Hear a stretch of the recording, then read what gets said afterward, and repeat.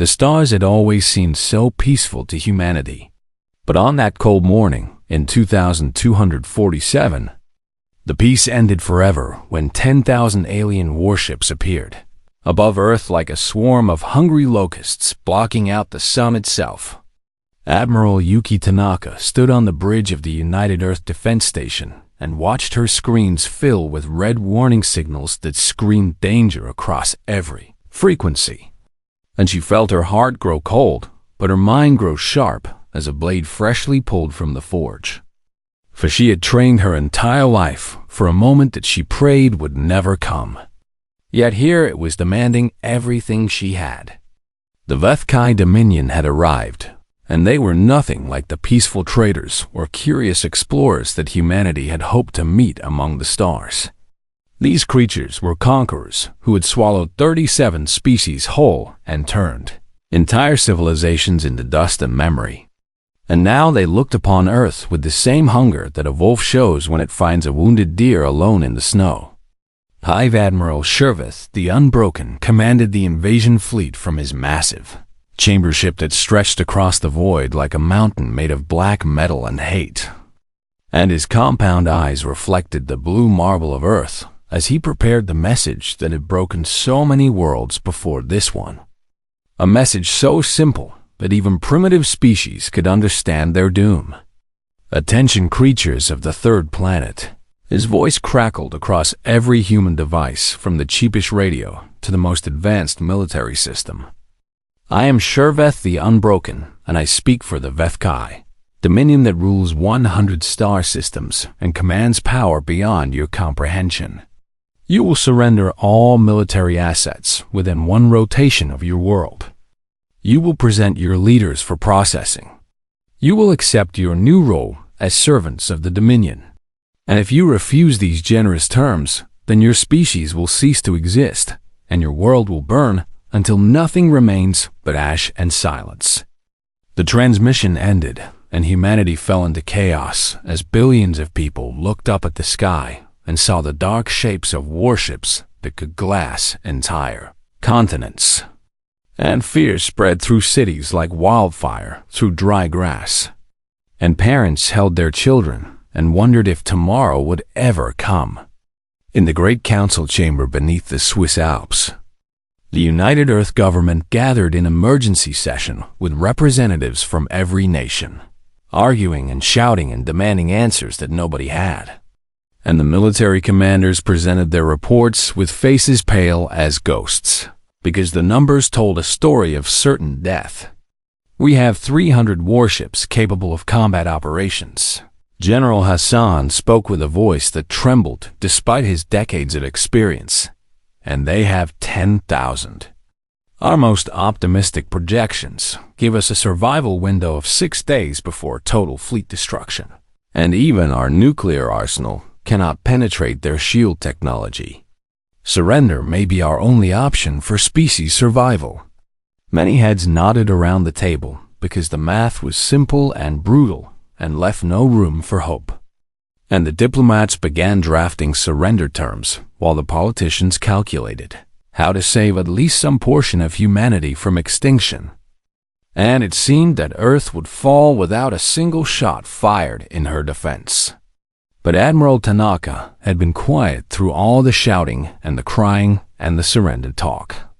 And now she rose from her seat with eyes that burned like fusion cores and a spine made of something harder than steel. And the room fell silent because everyone knew that Yuki Tanaka had never run from a fight in her entire life. "Before we discuss surrender," she said with a voice calm as deep space, "I want to show you something that our intelligence division intercepted from Vethkai Communications. Please watch carefully because this changes everything." The screens around the chamber flickered to life and showed translated Vethkai transmissions that revealed their true plans for humanity. And what the leaders saw made their blood run cold and their surrender documents seem like death warrants signed in their own hand. The Vethkai did not want servants. They wanted slaves who would work in their mines and factories until their bodies broke. And then those broken bodies would be processed into nutrient paste to feed Vethkai larvae. And within 3 generations, the human species would be completely consumed, leaving nothing behind but bones ground into fertilizer for alien gardens. This is what surrender means, Admiral Tanaka declared as the room erupted in horrified gasps and angry shouts. This is not survival but slow extinction with extra suffering. They will work us to death and feed us to their children and erase every trace that humanity ever existed. So I ask you all one simple question. If we are going to die anyway, should we die on our knees, begging for mercy that will never come? Or should we die on our feet and make these monsters pay for every inch of ground in blood? The room transformed in that moment as fear became fury and despair became defiance. And men and women who had been ready to surrender now slammed their fists on tables and demanded war.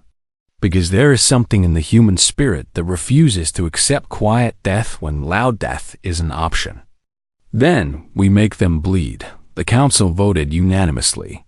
And those 5 words echoed through every military base and every civilian shelter and every hidden bunker across human space, becoming a battle cry that would shake the foundations of the galaxy itself.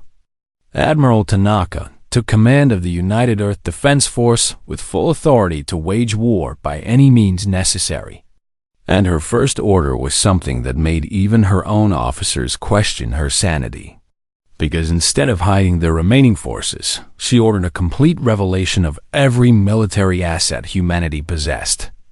Send the Vethkai our complete military positions. She commanded with a wolf smile on her face. Show them exactly where we are and exactly what we have. Let them see how small we are and how hopeless our situation seems.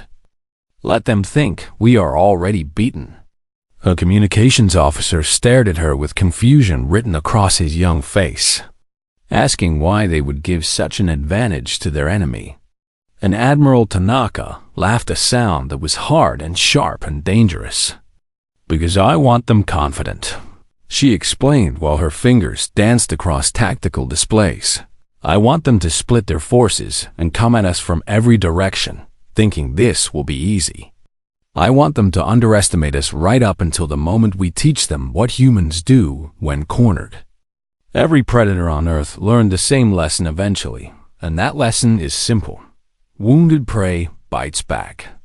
The transmission reached the Vethkai fleet and Hive Admiral Sherveth studied the human military positions with his tactical advisors clicking their mandibles in amusement at the pathetic defenses these creatures thought could stop the Dominion.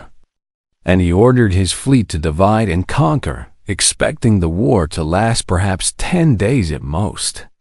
But deep in his ancient brain something felt wrong, something he could not name or understand. Because no prey species in all his centuries of conquest had ever responded to his ultimatum with a challenge. And he wondered briefly if these humans were simply too stupid to understand their situation, or if perhaps they knew something he did not. He dismissed the thought as foolishness, because the math was clear and the Vethkai had never lost a war. But that dismissal would haunt him for the rest of his very short life. Because humanity was about to teach the galaxy a lesson written in fire and blood and fury.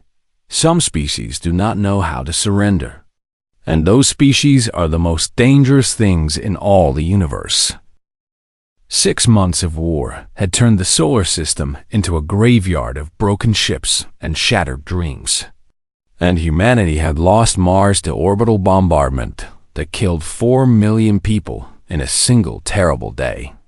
And 3 outer colonies had been reduced to radioactive craters where nothing would grow for 10,000 years. The Galactic Concord, that ancient alliance of 400 elder species who had watched the stars for millions of years, observed the conflict with the detached interest of scientists studying insects, fully expecting humanity to collapse within weeks, as so many species had collapsed before them. But something strange was happening in this war. something that made the observers check their instruments and question their data. Because the Vethkai were winning every major battle, yet somehow losing the war in ways that their tactical computers could not explain. Commander Marcus Cole stood on the bridge of the asteroid ship Vengeance, a hollowed-out rock fitted with engines and weapons that the official human fleet had never sanctioned. And he commanded what Earth called a feral fleet, which was a polite way of saying pirates and madmen who had decided that following rules was less important than killing Vethkai. Status report, Cole demanded from his ragged crew of survivors and volunteers and people who had lost everything to the invaders and wanted nothing more than to return that loss with interest. 3 Vethkai supply convoys in range. His tactical officer responded with hungry eyes. They think this sector is cleared and their escorts are minimal. We can hit all 3 if we split our forces. Cole smiled the smile of a man who had stopped caring about his own survival the day he watched his home station burn with his family still inside, and he gave the order that defined the new human way of war. No splitting forces and no supply raids. We let the first 2 convoys pass, and we follow them back to their fleet anchorage. Then we detonate our reactor cores in the middle of their repair yards and take out 100 ships instead of 3. His crew did not argue because they had all made the same calculation in their hearts. Their lives were already spent, already given to the war, and the only question was how many enemies they could take with them when they finally fell. This was the doctrine of spite that spread through human forces like a virus of vengeance. A simple idea that changed everything. Proportional response is surrender. For every human killed, 10 Vethkai must die. For every city burned, a hive world must burn in return. Victory is no longer the goal because victory is impossible. So the new goal is making the enemy regret ever hearing the word human. The Vethkai commanders could not understand what they were facing because their entire history of conquest had taught them that species fight to survive. And species that cannot survive eventually accept their fate and submit. But humans were not fighting to survive. Humans were fighting to hurt them. Human ships rammed Vethkai vessels when retreat was possible, turning every damaged frigate into a missile that could not be stopped. Human soldiers detonated their own fusion packs rather than be captured, killing themselves and dozens of enemies in blasts that left nothing but shadows burned into walls. Human civilians booby-trapped their own homes and cities so that every building the Vethkai conquered became a death trap waiting to spring. General Vexinar of the Vethkai 3rd Assault Army reported to Hive Admiral Shurveth with confusion leaking from every word of his transmission. "We have taken the human colony on Proxima 3, he reported while smoke rose behind him from burning structures. But we lost 6,000 warriors to traps and ambushes and suicide attacks. The humans we captured refused to work and must be killed. The resources we expected to seize have been poisoned or destroyed. This victory has cost us more than the colony is worth." Similar reports flooded in from every front as the Vethkai learned that conquering human territory was easy, but holding it was impossibly expensive. And their casualty rates climbed higher and higher while their gains meant nothing because everything they captured was ash and rubble and spite. On a burning world called New Singapore, the Vethkai captured a human commander named Lieutenant Torres and brought her before their sector general for interrogation, hoping to learn the location of hidden resistance cells. The general clicked his mandibles in what passed for a smile among his species and asked the bleeding human why she did not surrender when her position was overrun. Why she fought until her ammunition was gone and then fought with her bare hands until she was finally overwhelmed. Torres looked at him with one eye swollen shut and blood dripping from a gash on her forehead, and she laughed a sound that made the Vethkai guards shift nervously. "You still think you can win this," she said through broken teeth. "You still think this is about winning. Let me tell you something, Bugface. You already lost this war at the moment you attacked us. You just have not realized it yet." The general demanded explanation, and Torres provided it with the joy of someone sharing a terrible secret. You need to win to survive. We do not. You need your ships and your soldiers, and your supply lines. We do not. You need to conquer our worlds intact to make this war profitable. We will burn our own worlds before letting you have them. You have everything to lose, and we have already lost everything. So tell me, General, how do you defeat an enemy who is not trying to beat you, but is only trying to hurt you? The general had no answer because there was no answer, and he ordered Torres executed, but her words infected his mind like a disease that would spread to every Vethkai commander who heard them. Far across the void, in the royal chambership of Hive Admiral Sherveth, the first Hive mother of the invasion fleet prepared to lay the eggs that would replenish their warrior losses. Surrounded by guards and servants and the confidence of a species that had never known true defeat, Lieutenant Sarah Okonkwo had been hiding in the debris field near the chambership for 3 days. Her frigate damaged beyond repair, her crew dead, her life support failing, and her only company, the cold equations of trajectory and velocity. That told her she had one chance to make her death mean something. She recorded her final message on a loop and broadcast it on every frequency as her engines fired one last time, pushing her broken ship toward the chambership at maximum acceleration. My name is Sarah Okonkwo of Earth. Her voice rang across the void. I am 26 years old, and I was going to be a teacher before you came. You killed my students when you bombed Nairobi. You killed my mother when you glassed Johannesburg. You killed everyone I ever loved. Now I am coming to return the favor. Earth remembers Mars. The Vethkai point defense systems tore her ship apart, but the mass of it continued forward, because physics does not care about shields or weapons. And Sarah Okonkwo died with a smile on her face as thousands of tons of human-built metal slammed into the chambership at a velocity that turned both vessels into an expanding cloud of plasma. The first Hive mother of the invasion fleet died instantly along with 10,000 Vethkai, and the eggs that would have become the next generation of warriors became nothing but scattered atoms in the void. Hive Admiral Sherveth received the news and felt something he had never experienced in his centuries of conquest. A cold sensation in his thorax that his species had almost forgotten because they had not needed it for so long. It was fear. And across the galaxy, in observation posts and council chambers and ancient archives, the elder species of the Galactic Concord watched the recordings of Lieutenant Okonkwo's final flight and asked each other a question that would define the next century of galactic politics. What manner of species turns its own death into a weapon?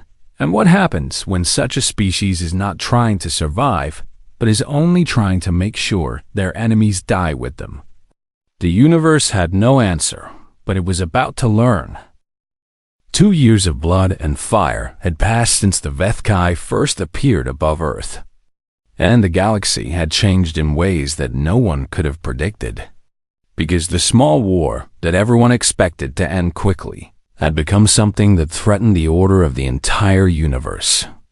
Ambassador Kefkiel of the Galactic Concord floated in the observation chamber of Station Prime, his ancient body sustained by technology older than human civilization, and he watched the data streams from the conflict zone with 3 eyes that had witnessed the rise and fall of empires.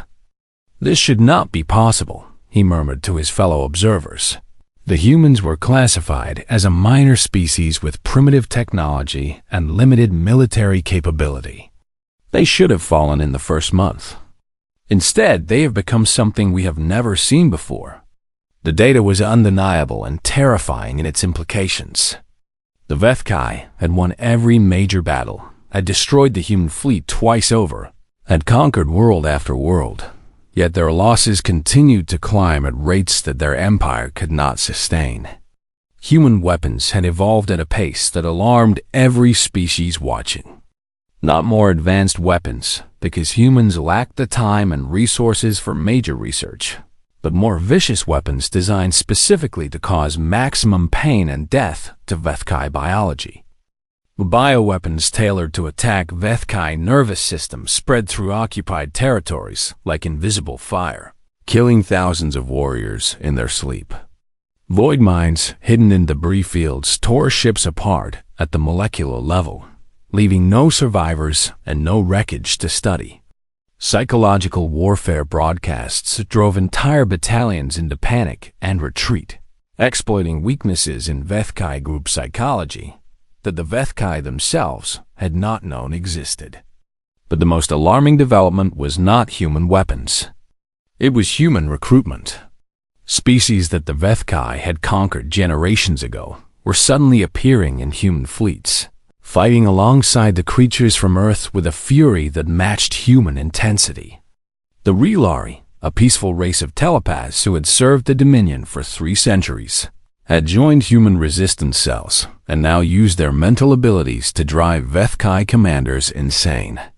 The Stoneborn silicon-based beings who had been used as living shields by Vethkai armies now served as shock troops who could walk through fire that would kill any carbon-based soldier.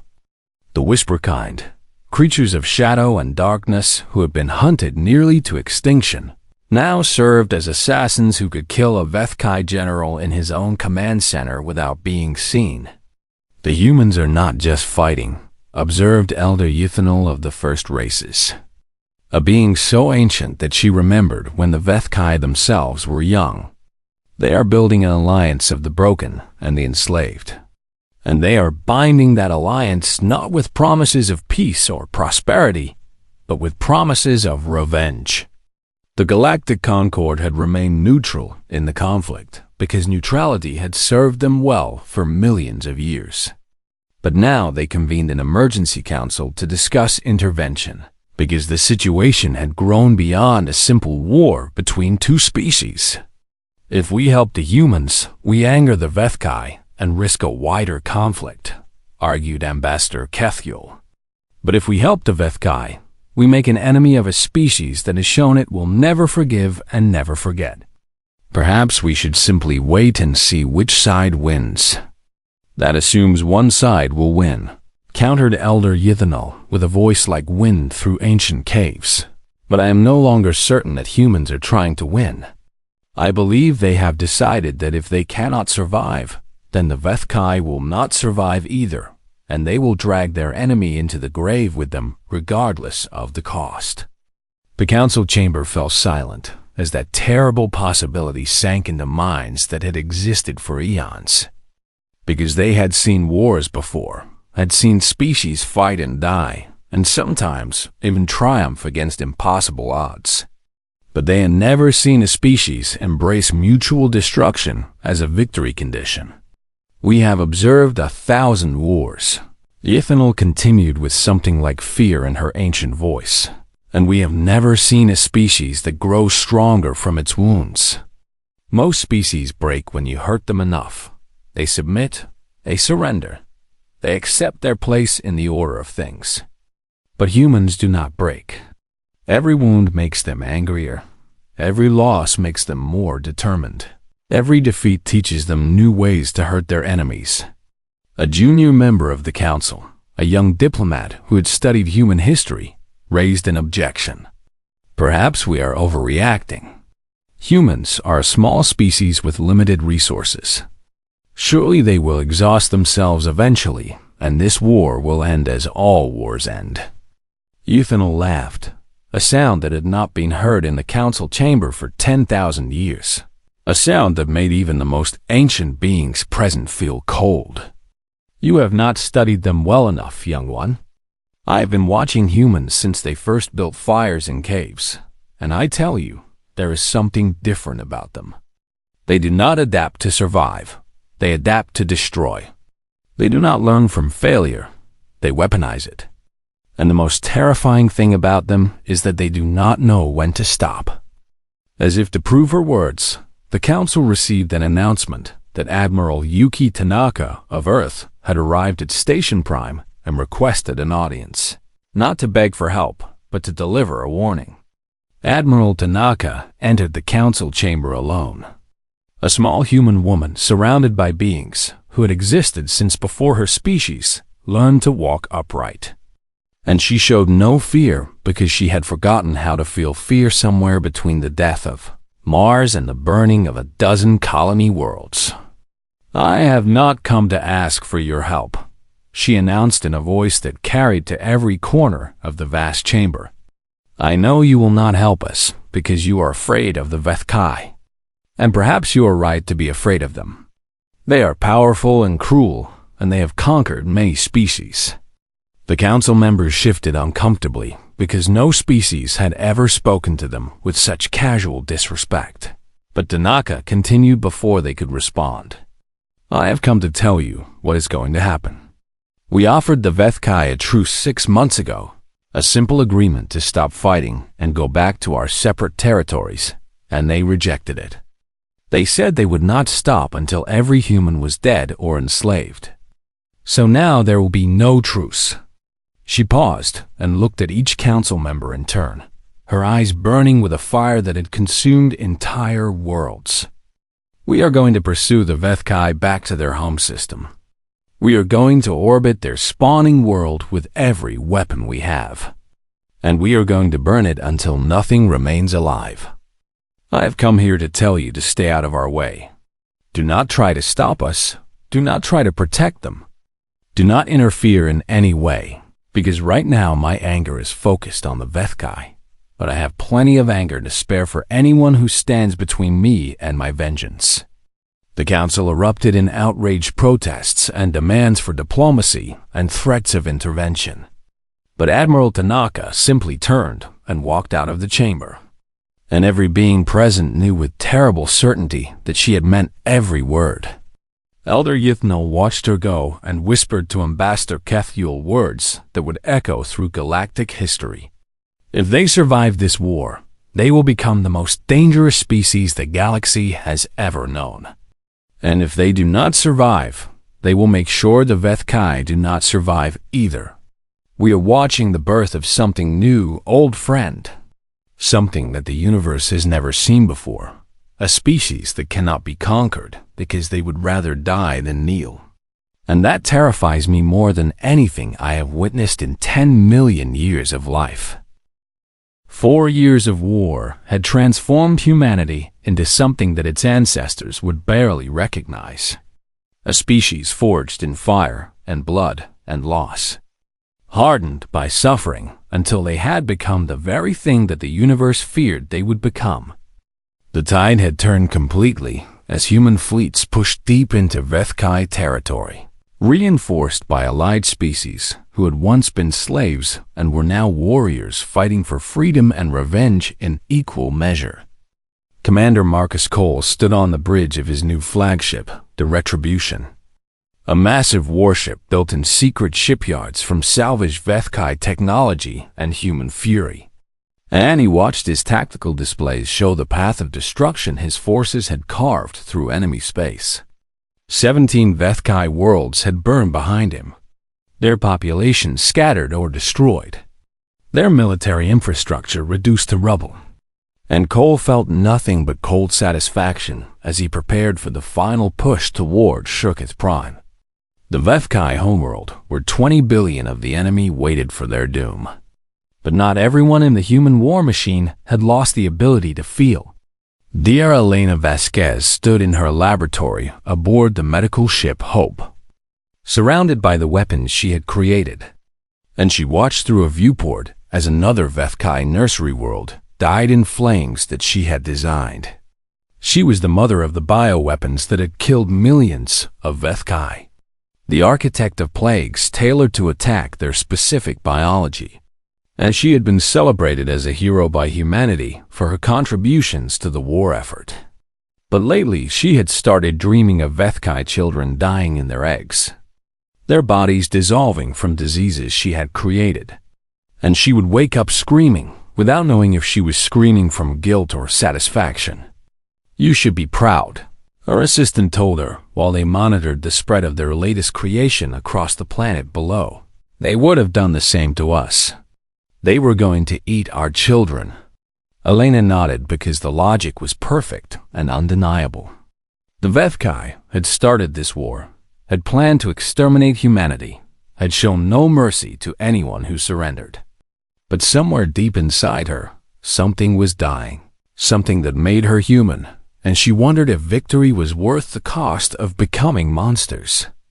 The human fleet gathered at the edge of the Shirketh system, the largest armada in human history, filled with soldiers and weapons and rage that had been building for 4 terrible years.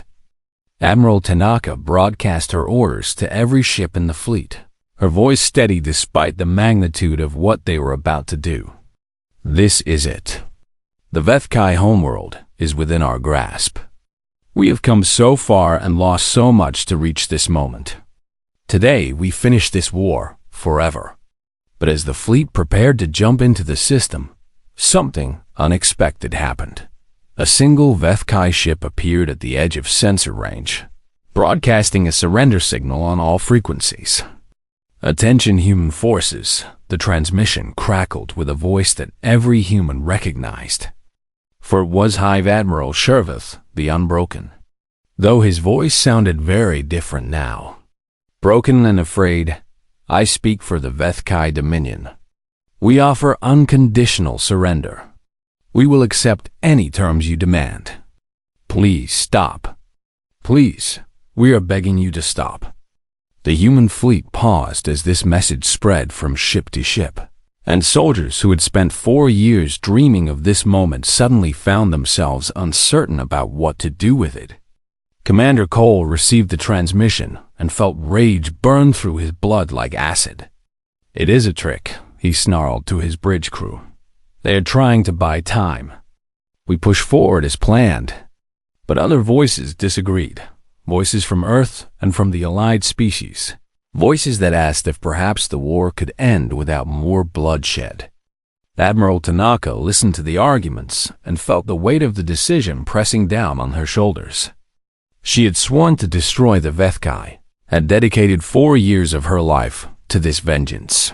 And now that it was within her grasp, she found herself wondering what she had become. The Galactic Concord sent an emergency delegation that arrived just hours before the planned attack, pleading with humanity to accept the surrender. The war is won, Ambassador Kethel argued with desperation in his ancient voice. Further bloodshed serves no purpose. You have defeated the Vethkai more completely than any species in galactic history. Their empire is shattered, their military is broken, their population has been devastated. What more do you want? Admiral Tanaka looked at him with eyes that had seen too much death and too much loss, and she asked a question that had no easy answer. For 4 years, you watched us die. You watched them burn our cities and kill our children, and you did nothing. You had the power to stop this war at any time, but you chose to stay neutral.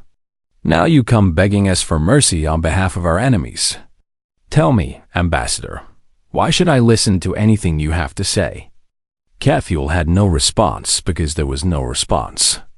The Concord had chosen neutrality, and that choice had cost them any moral authority they might have claimed. The human fleet received its final orders directly from Earth, from the United Earth government that had transformed over 4 years from a peaceful democracy into something harder and darker. No terms, no mercy. We finish this.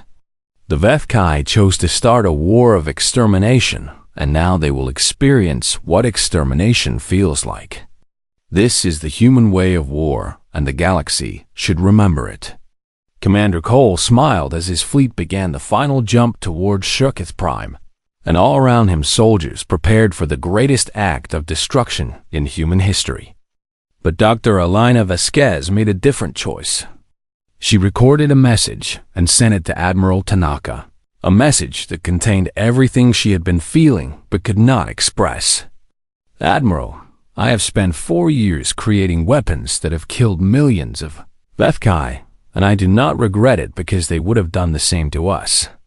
But I need to ask you a question before we do this. If we burn their homeworld, if we kill 20 billion of them, including children who never chose this war, How are we different from them? They attacked us because they saw us as prey. What do we call it when we destroy them even after they surrender? Tanaka read the message as her fleet emerged from jump space and Shirkith Prime filled her view screen. A beautiful blue world covered with cities and farms and nurseries, full of the next generation of Vethkai. All of them looking up at the human fleet with terror that humanity had once felt when Vethkai ships appeared above Earth. She thought about Mars and all the people she had lost and all the rage that had kept her going for 4 years. And she thought about what Elena had written. And she thought about what humanity would become if they did this thing. The weapons were ready. Every ship in her fleet had its targeting solutions locked. The button that would end 20 billion lives was waiting for her command. And in that moment, with the power to become the very thing they had fought against, Admiral Yuki Tanaka made a choice that would define humanity for generations to come. All ships, hold fire. Her voice was barely a whisper, but it echoed through the fleet like thunder. I repeat, hold fire and maintain position. Do not engage any targets until further orders. Commander Cole screamed in rage and demanded to know what she was doing, and across the fleet other voices joined his. Voices that wanted blood and vengeance and an end to the species that had caused them so much pain. But Tanaka ignored them all because she had finally realized something that the war had almost made her forget. Humanity had not fought for 4 years just to survive. They had fought because they believed they were better than the monsters who attacked them. And if they proved that belief wrong now, then the Vethkai had won even in defeat. The greatest battle in human history did not happen, and the galaxy held its breath waiting to see what would come next. The human fleet hung in space above Shirkith Prime like a sword raised for the killing blow, and 20 billion Vethkai looked up at the sky and waited for death that seemed as certain as sunrise. Admiral Yuki Tanaka stood on her bridge with her hand hovering over the command console, surrounded by officers who wanted blood and soldiers who wanted revenge. And she made a decision that would change the course of galactic history. Open a channel to the Vethkai homeworld, she ordered in a voice that carried the weight of 4 years of war and millions of dead. I want every being on that planet and every species in this galaxy to hear what I am about to say. The communications officer hesitated for only a moment before complying. And suddenly Admiral Tanaka was speaking to an audience that included the Vethkai, the Galactic Concord, and every species that had been watching this war with fear and fascination.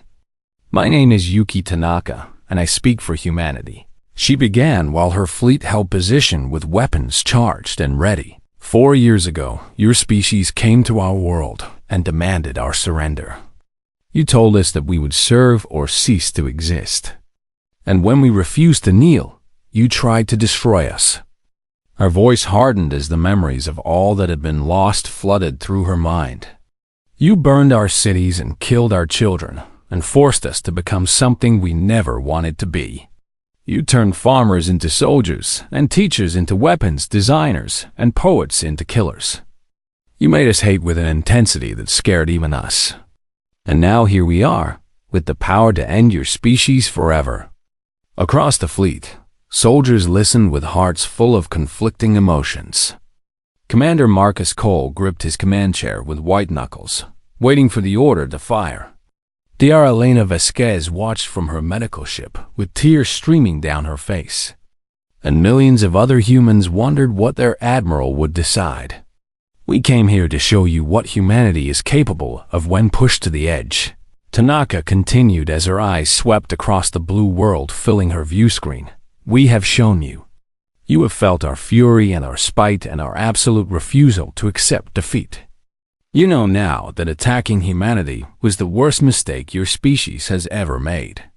The Vethkai on the planet below could hear every word. And Hive Admiral Shervith, the Unbroken, listened from his bunker beneath the capital city, surrounded by the last of his guards, waiting for the end that he had brought upon his own people. But if we destroy this world, Tanaka said, with a voice that cracked slightly under the weight of what she was saying.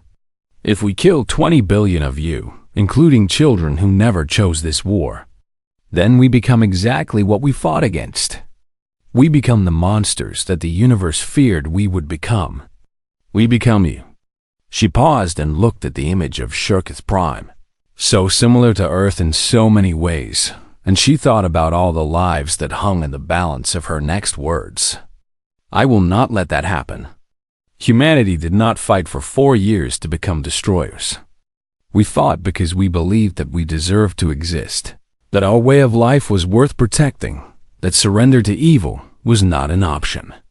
And if those beliefs mean anything, then we have to be better than the species that tried to exterminate us."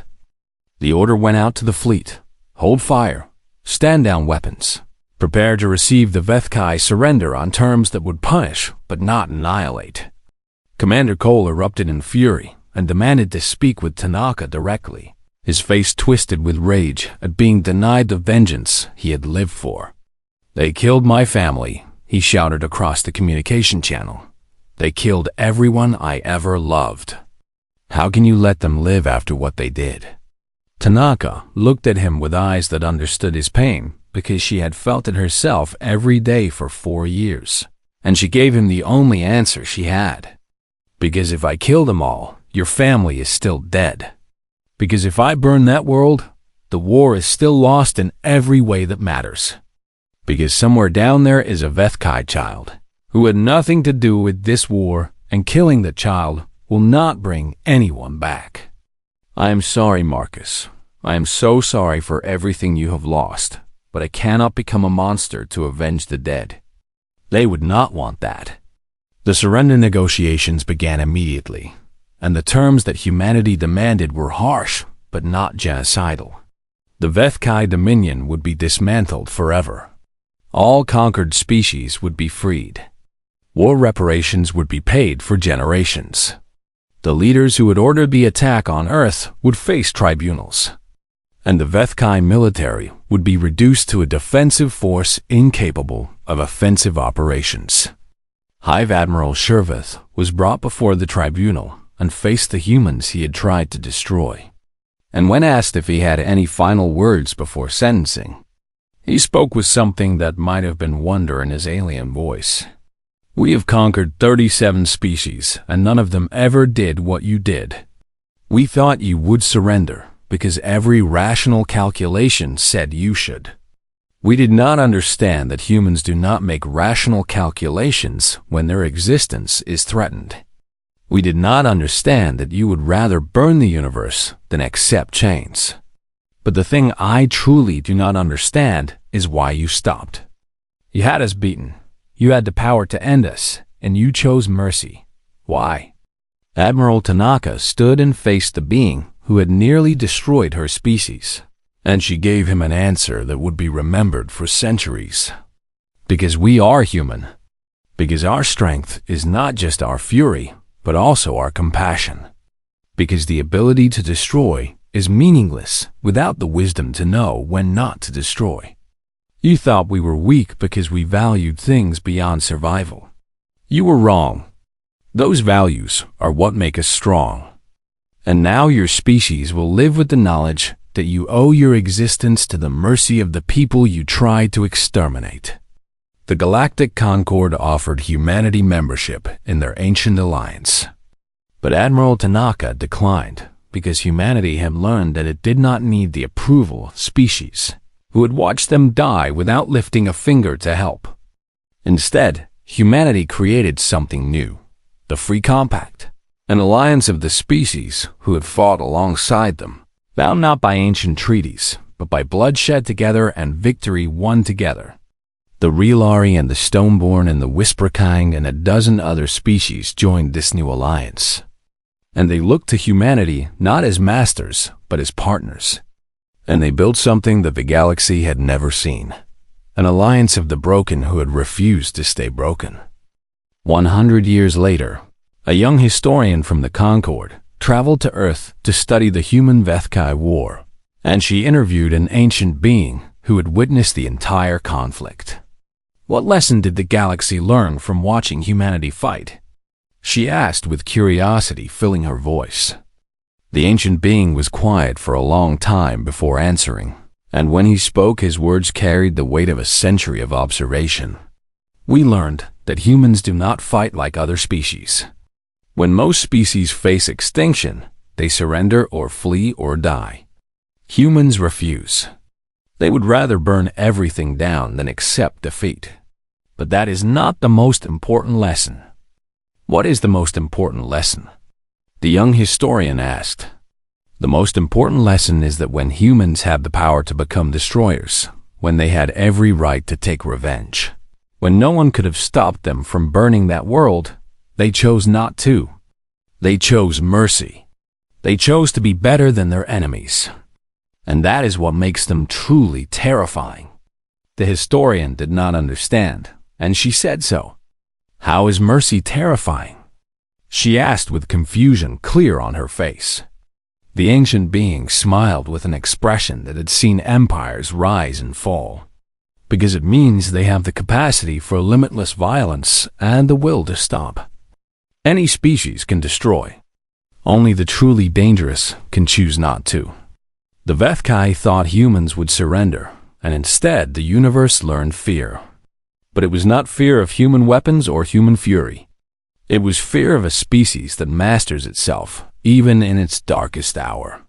That is a power that no one else has ever shown, and that is why humanity will shape the future of this galaxy for eons to come. And across the stars, in worlds that had once trembled before the Vethkai, children of 100 species learned the story of how humanity refused to kneel, refused to break, refused to become monsters, and showed the universe that true strength is not the ability to destroy, but the wisdom to choose when destruction is wrong. This was the legacy of humanity, not conquerors, not destroyers, but survivors who had stared into the abyss and chosen to remain human.